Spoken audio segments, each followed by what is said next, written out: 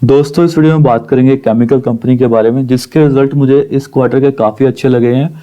तो जितने भी मैंने रिजल्ट एनालाइज किए हैं उसमें से one of the best result आए हैं इस केमिकल कंपनी में, स्पेशली क्योंकि केमिकल्स में इस क्वार्टर के और लास्ट क्वार्टर के रिजल्ट इतने अच्छे नहीं आए, बट इस कंपनी ने आउट परफॉर्म किया है अपने सारे जो इसके केमिकल में पेयर्स हैं। तो मुझे इसमें काफ़ी पोटेंशियल लग रहा है। ऊपर से ये स्टॉक काफ़ी सस्ते पे, मतलब काफ़ी चीप वैल्यूएशन पे अवेलेबल है, ऑलमोस्ट 10-11 के पीई पे अवेलेबल है। तो मतलब इसमें जो आगे बढ़ने के चांसेस है दोस्तों, यहाँ से डबल ट्रिपल इजीली हो सकता है। इसको उसके लिए कुछ करना भी नहीं पड़ेगा क्योंकि जिस हिसाब से इसकी वैल्यूएशन है इसको इजीली 20-25 का पीई मिल जाएगा और ये आराम से यहाँ से डबल होने का पोटेंशियल रखता है बिना कुछ ज्यादा एक्स्ट्रा किए हुए। तो अगर कुछ यहाँ पे एक्स्ट्रा होता है तो मतलब ये स्टॉक आगे जाके मल्टी बैगर भी बन सकता है। बट हाँ, अभी मैं इसको 6 महीने 1 साल 1.5 साल के लिए मैं सोच रहा हूँ कि इस स्टॉक को लेना चाहिए। मैंने कुछ ऐड किया है थर्सडे और कुछ फ्राइडे मैंने एडिशन किया था और कुछ शेयर मेरे पास पहले से पड़े हैं दोस्तों। मैं इस शेयर को और ऐड करूंगा। जो भी करेक्शन चल रहा है मार्केट में उसमें हमें बाइंग की अपॉर्चुनिटी बहुत सारे मिल रहे हैं। मतलब ये मेरे हिसाब से बहुत ही बड़ा अपॉर्चुनिटी है। जैसे ये खत्म होगा तो आपको ये सारे स्टॉक इतनी फास्ट रिकवरी देंगे तो आपको बाय करने का मौका ही नहीं मिलेगा। तो अभी मैं क्या कर रहा हूँ, सिप मोड में इन स्टॉक्स को बाय कर रहा हूँ। आज बाय किया, थोड़ा 2-3% और गिरा और बाय करता हूँ थोड़ा सा, और अगर 3-4% और गिरा तो थोड़ा सा और ऐड करता हूँ। मतलब 3-4 वे में मैं ऐड कर लेता हूँ, फिर आराम से इसको होल्ड करेंगे 6 महीने 8 महीने 9 महीने। तो उसके बाद दोस्तों आपको यहाँ पे अच्छा खासा रिटर्न मिल सकता है। इस स्टॉक को बाय करने के लिए मेरे पास बहुत सारे फैक्टर्स हैं। तो पहला फैक्टर जो अभी दिख रहा है आपके सामने वो है इसके क्वार्टरली रिजल्ट जो लास्ट के 1-2 क्वार्टर से आ रहे हैं, मतलब जो मेनली दिसंबर क्वार्टर में आए हैं हम उसको एनालाइज करेंगे। तो दोस्तों लास्ट के 3-4 क्वार्टर के रिजल्ट देखें। सितंबर में इसका दोस्तों सेल आया था 231 करोड़, जून में भी आया था 232 करोड़। तो कि जून का क्वार्टर दोस्तों यहाँ पे क्या था, यहाँ पे फिर से आपको पता है कि कोविड आ गया था। मार्च 2021 में था यहाँ पे 219 करोड़। बट इन सभी क्वार्टर को छोड़ दें, जो दिसंबर का क्वार्टर है इसमें कुछ एक्सेप्शनल इन्होंने कर दिया है और वो देखिए वो है 351 करोड़। ये 3 क्वार्टर आपको फ्लैट दिख रहे होंगे और तीनों क्वार्टर के बाद यहाँ पे बिल्कुल खतरनाक यहाँ पे इन्होंने जंप किया है। ऑलमोस्ट 40 से 45% तक का इन्होंने क्वार्टर ऑन क्वार्टर बेसिस पे सेल को बढ़ाया है, जो कि बहुत ही अच्छा फिगर है। और इसका मैं लास्ट के कुछ सालों में देख रहा हूँ कि अभी इसके हाईएस्ट सेल पे ये चल रहा है। उसके बाद जो इन्होंने एक्सपेंसेस किया है, इवन दो एक्सपेंसेस थोड़े से ज्यादा किए हैं, बट उसके बावजूद यहाँ पे देखें दोस्तों जो EBITDA बनेगा काफी सारा डिफरेंस आ जाएगा क्योंकि इनका जो सेल बढ़ा है वो 120 करोड़ ज्यादा बढ़ा है। बट हाँ, अगर आप इसका एक्सपेंसेस देखेंगे लास्ट क्वार्टर से तो एक्सपेंसेस सिर्फ 46 करोड़ ज्यादा बढ़ा है, जिसकी वजह से इसको EBITDA में काफी बड़ा फायदा हो जाएगा। मतलब इसके ऑपरेटिंग प्रॉफिट में काफी बड़ा जंप आपको दिख रहा होगा। तो कहाँ ये 39 करोड़ 33 करोड़ 28 करोड़ कर रहा था ऑपरेटिंग प्रॉफिट, अब सीधा जाके इसने 103 करोड़ का प्रॉफिट किया, 103 करोड़। मतलब बहुत ही अच्छा इन्होंने जंप कर दिया, ऑलमोस्ट यहाँ पे 4x के अराउंड आपको दिख रहा होगा।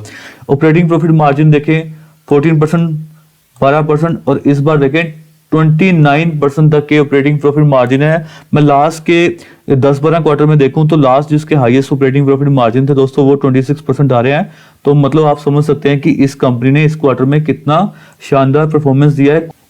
अदर इनकम को देखेंगे तो ज्यादा कोई डिफरेंस नहीं है, 4 करोड़ 2 करोड़ 8 करोड़। अगर इसमें से 2-4 करोड़ कम भी कर देंगे तब भी यहाँ पे बहुत बड़ा आपको जंप दिख जाएगा। ऊपर से देखें इंटरेस्ट, तो दोस्तों ये कंपनी अभी डेट फ्री कंपनी है। वन ऑफ द बड़ा फैक्टर जो होता है, जो आप किसी शेयर में एक मतलब कॉन्फिडेंस आना चाहिए कि अगर कंपनी डेट फ्री है तो मतलब कुछ ना कुछ वहां पे सही है। तो अभी देखें इस बार इनको जीरो कुछ पे करना पड़ता है, डेप्रिसिएशन नॉर्मल जितना होता है उतना ही हो रहा, और इसके बावजूद जो प्रॉफिट बिफोर टैक्स बन रहा है 23 करोड़ से कितना बन रहा है यहाँ पे 102 करोड़। मतलब 4x से ज्यादा का यहाँ पे प्रॉफिट बिफोर टैक्स बन रहा है। उसके बाद टैक्स पे करने के बाद भी देखें जो नेट प्रॉफिट बन रहा है वो 17 करोड़ से कितना बन रहा है यहाँ पे 78 करोड़।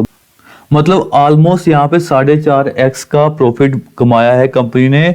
4.5x हुआ है profit quarter on quarter basis पे।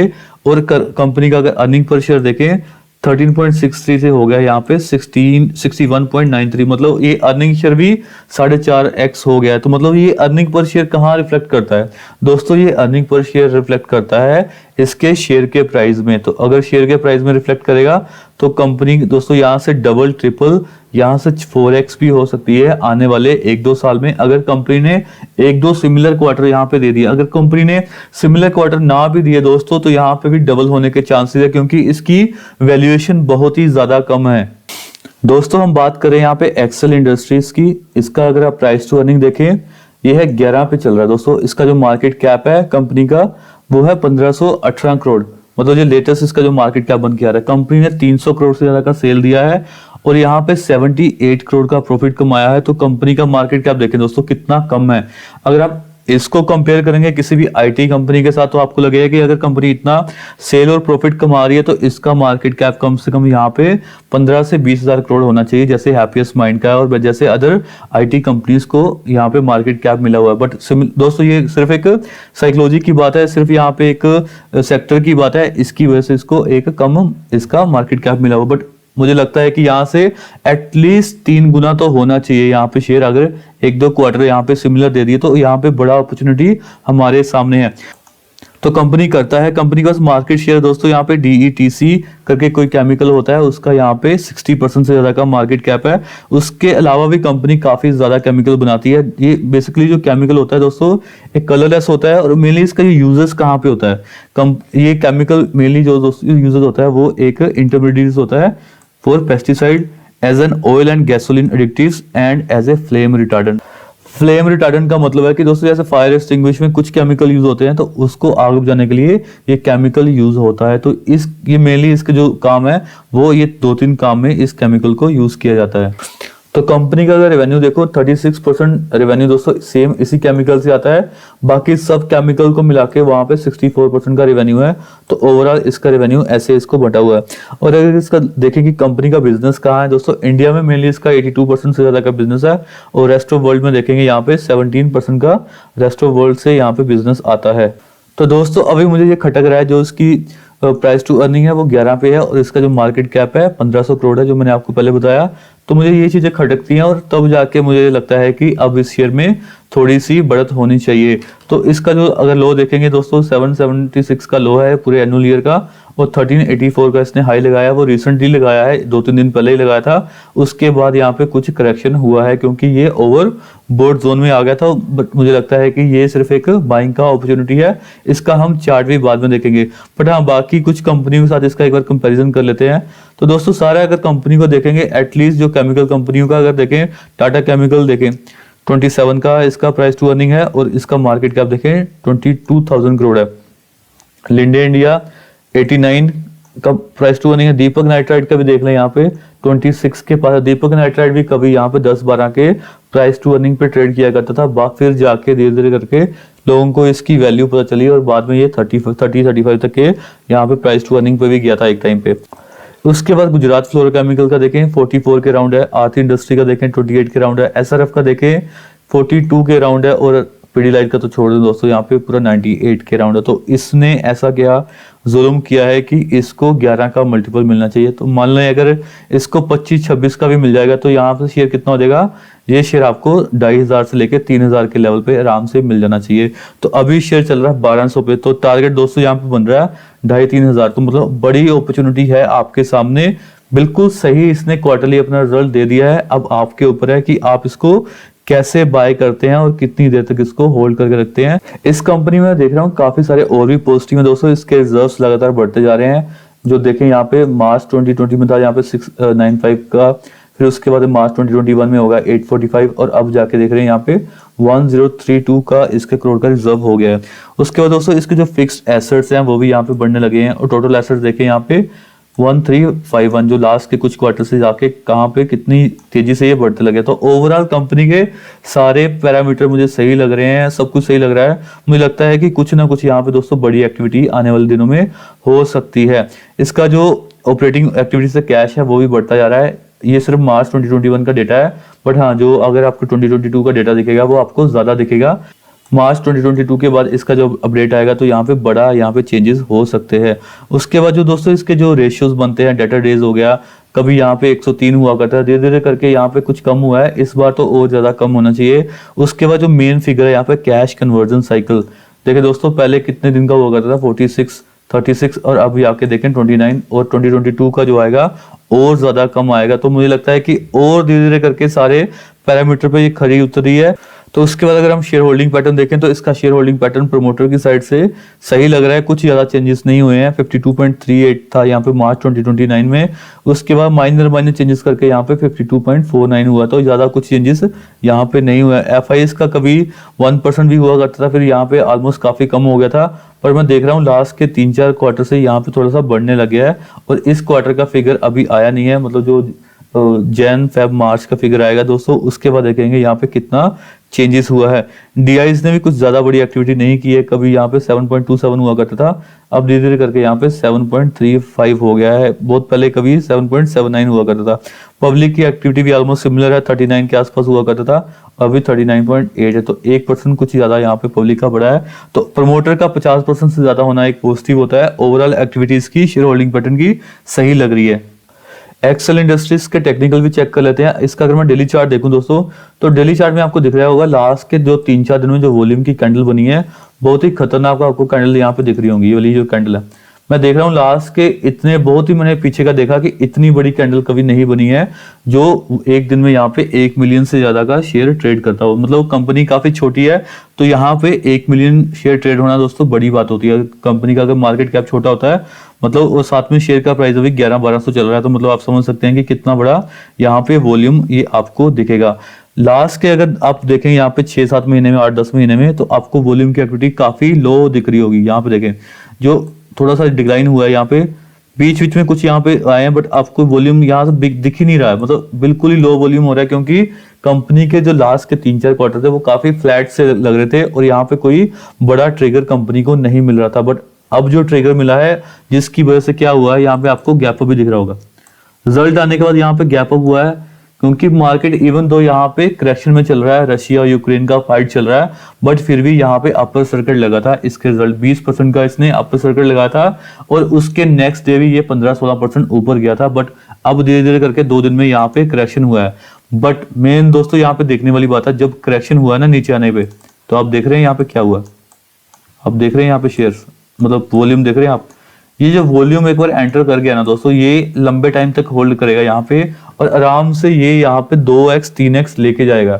उससे पहले ये वॉल्यूम जो आया है, जो बिग शॉट यहाँ पे आए हैं, वो यहाँ से नहीं निकलने वाले, क्योंकि कंपनी ने अपने क्वार्टरली रिजल्ट्स वो दे दिए हैं। अब आपका काम है कंपनी को होल्ड करना। तो अगर बहुत पीछे जाऊं और आपको मैं इसके वीकली रिजल्ट भी दिखाऊं, तो वीकली रिजल्ट पे दोस्तों आपको दिखेगा इस कंपनी ने जो वॉल्यूम दिया है इस पूरे वीक का, आज तक का हाईएस्ट वॉल्यूम मुझे दिखा है 1 मिलियन था पूरे वीक का। बट इस वीक देखें, ये है यहाँ पे 1.6-1.7 मिलियन के राउंड, तो ये आज तक का हाईएस्ट वॉल्यूम है। तो दोस्तों जब ऐसे वॉल्यूम आते हैं और साथ में फंडामेंटल अगर कंपनी के सपोर्ट करते हैं, तो शेयर आपको पता है कहां से कहां जाता है। तो दोस्तों जब पहले कभी इसके ऐसे रिजल्ट आए थे और ये शेयर कभी 400, 450, 500 पे ट्रेड किया करता था, कंपनी ने सीधा 1900 तक के लेवल लगाए थे विद इन यहाँ पे 6-7 महीने।